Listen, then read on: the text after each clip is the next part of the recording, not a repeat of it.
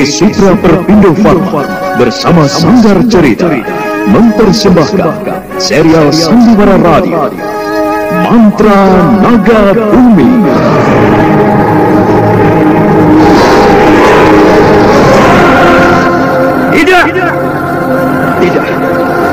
Tidak mungkin, Nimas. Kau tidak mungkin. Kenapa semuanya bisa jadi begini? Tidak!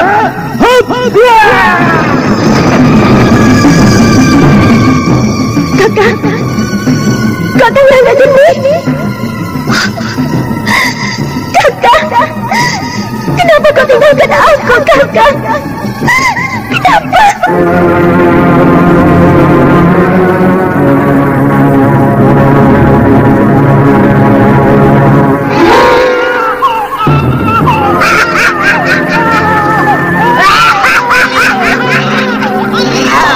Ini adalah bayi yang kedua yang kudapatkan. Tinggal satu langkah, dan setelah itu semuanya akan berakhir. Aku akan sempurna, dan itu berarti kematian bagi kalian semua orang-orang bercinta.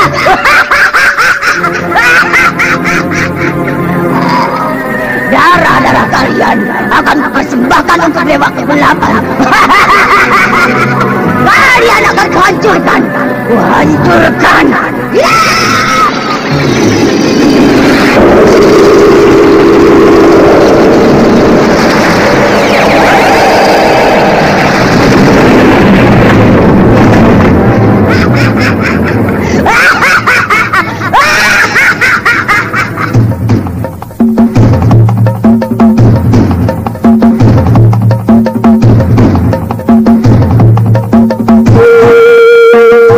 Naga Bumi, sebuah kisah misteri tentang hilangnya kitab lawang itu dan mahkota biru, lambang keperkasaan Mataram kala itu.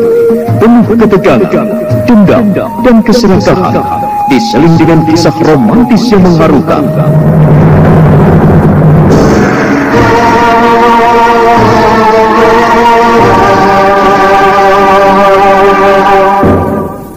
Mantra Naga Bumi, ide cerita Toto Prambanan, naskah disusun dan ditulis oleh Chandra Argadinata, teknik dan montase Novin Muhu, ilustrasi musik Frans Harius, dengan sutradara Dian Pertiwi.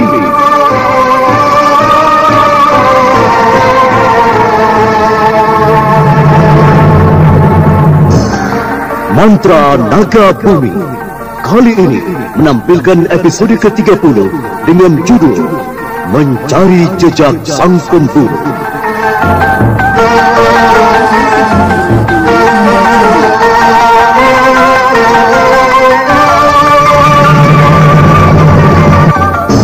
Dalam seri yang ke-12 ini didukung oleh para pelakon Aris sebagai Legoda, Roro sebagai Gardi, Ana Sambayon sebagai Betari dibantu oleh Mogan, dan Nusri Nurdin pengantar cerita.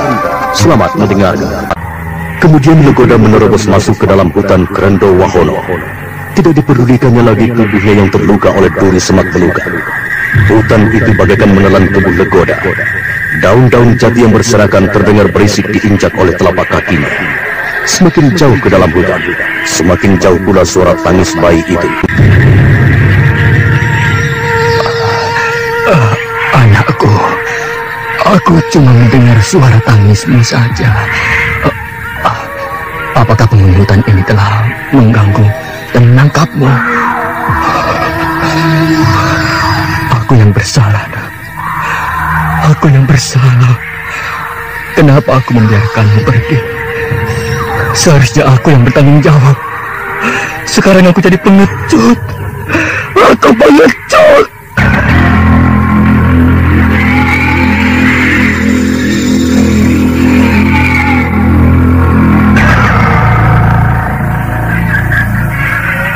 Legoda, kau dengar suaraku?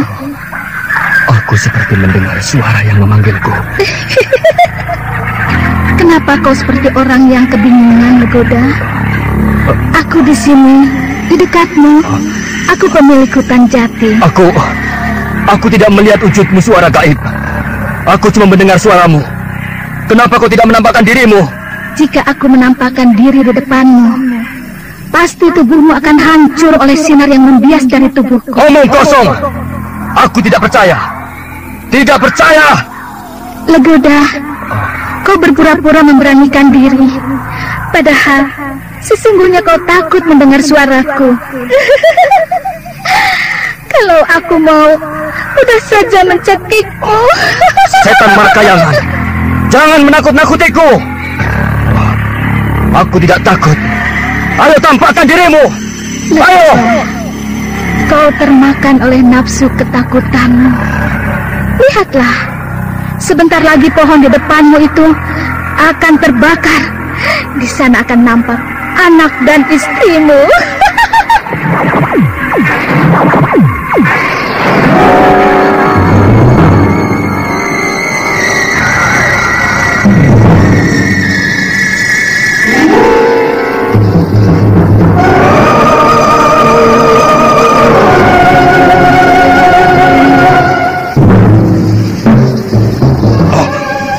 Sihir jahat.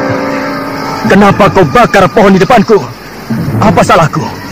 Aku tidak pernah mengusik dan mengganggumu.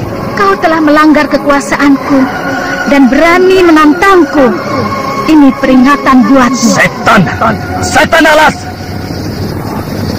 Garti! Garti! Kau ada di dalam kobaran api. Panas! Panas! Tolong aku, Garti! Apakah kau telah dikuasai oleh dedemit Grendowahono? Oh, Garti! Panas! Panas!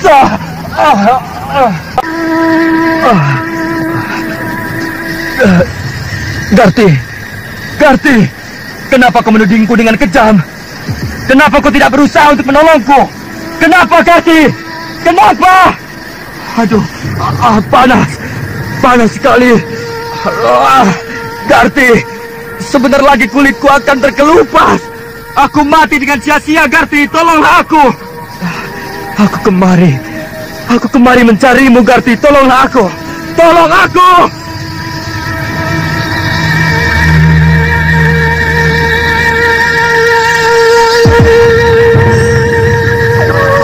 Legoda meronta-ronta tangannya menggapai-gapai, seolah-olah menari bayangan istrinya bersama anaknya di antara kobaran api yang membakar pepohonan di depannya. Kini tubuh itu terkulai lemas tanpa daya, seiring dengan padamnya api yang membakar. Hutan itu pun kembali seperti sedia kala. Makmu yang kenyang ya sayang. Kau kelihatan sedang lapar sekali. Ayo makan lagi. Ayo sayang. Ternyata kau sudah kenyang ya. Kalau begitu, aku mau masuk ke dalam kamar kaputranya sayang. Kau di sini saja bersama kera-kera itu ya.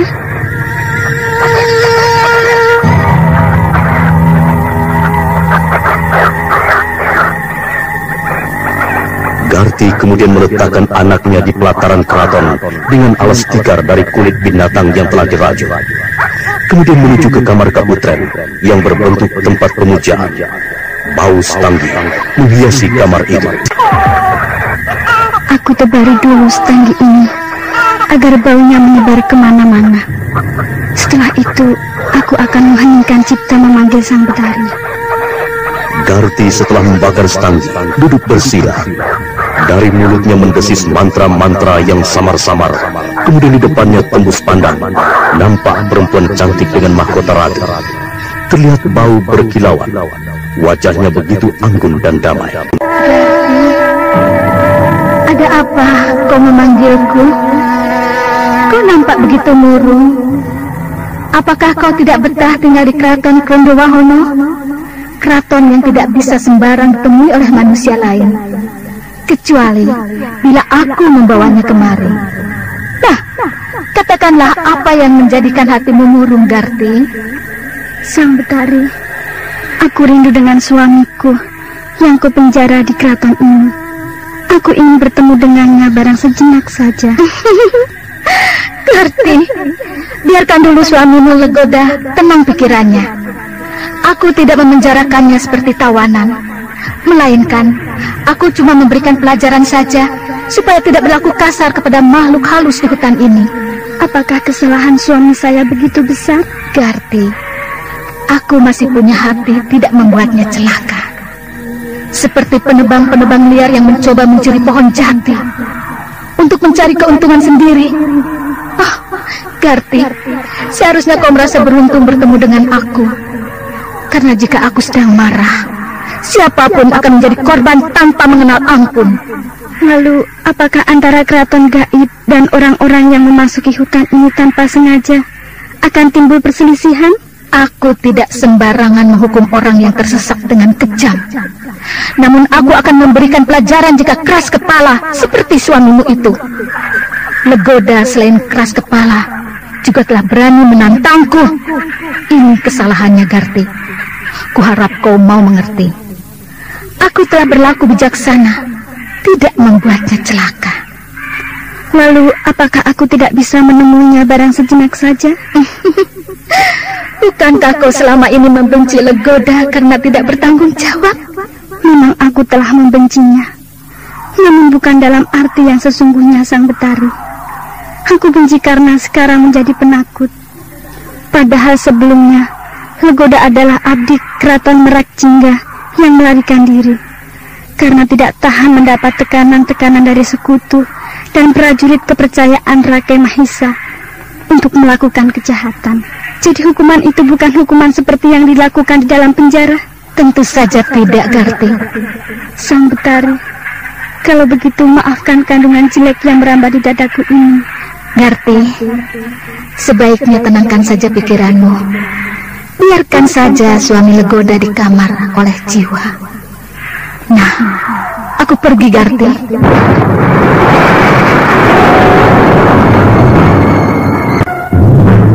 Bayangan sang Betari lenyap perlahan-lahan meninggalkan kabut tipis yang di kamar kaputren gaib itu. Garti melanjutkan semedinya, sedangkan anaknya di pelataran keraton sedang tertawa-tawa bergurau dengan kera-kera yang mengelilinginya. Kini kita beralih ke kamar olah jiwa, terpisah dari keraton.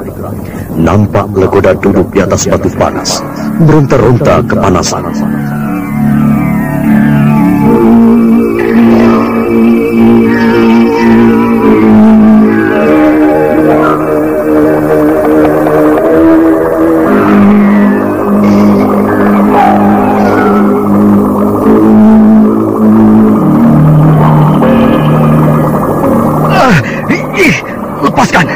Lepaskan pengawal. Kenapa aku disiksa seperti ini? Lepaskan! Lepaskan!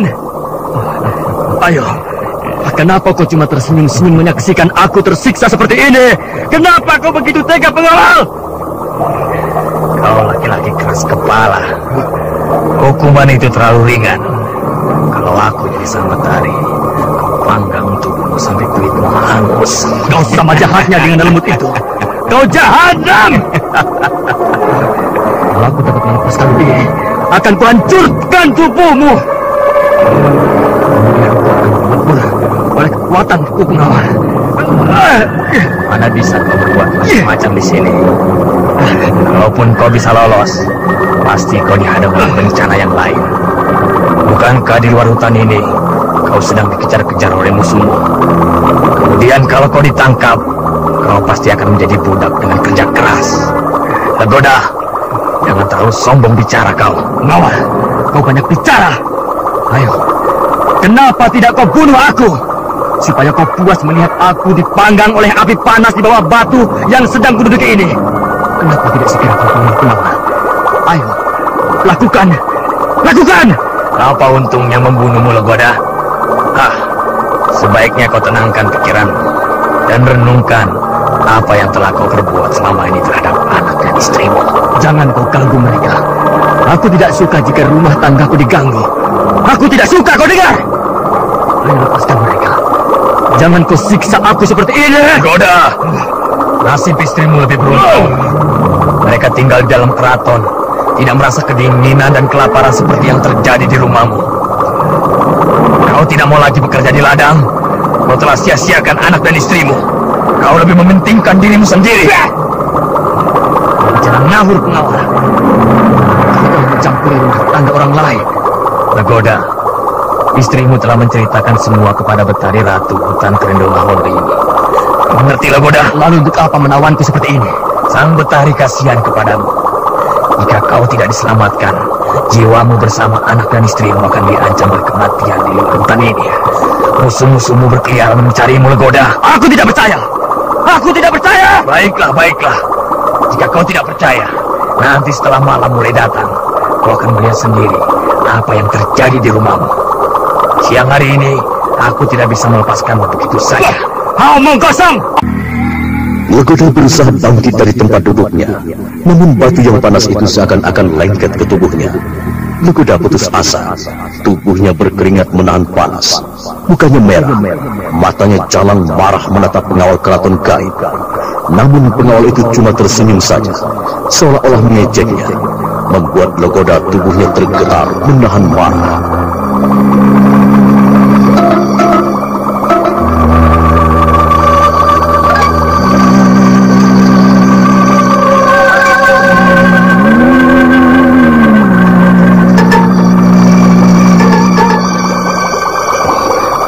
Benar-benar keterlaluan.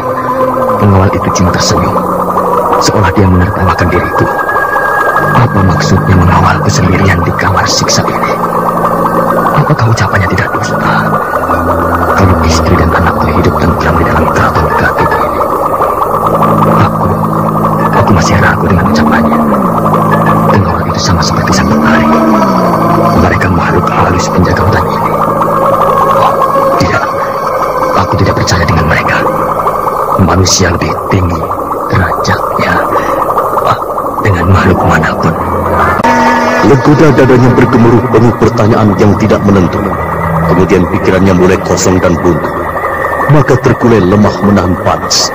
Pengawal dengan hati-hati membuka ikatan itu di tangan Legoda. Tubuh itu diangkatnya, lalu dibawa masuk ke kamar yang lembab. Dibaringkannya di atas ranjang jati beralaskan larat daun kelapa.